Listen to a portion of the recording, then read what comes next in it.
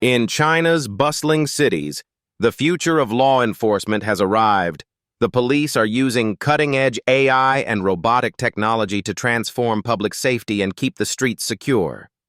Like never before, imagine a sleek rolling sphere robot weaving through crowded streets, its cameras and AI-powered sensors scanning for suspicious activity.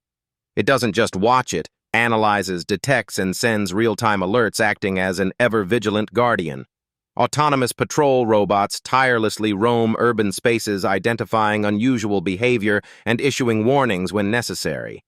Meanwhile, in crowded events or high-pressure situations, robotic units step in to maintain order with their precision and calm.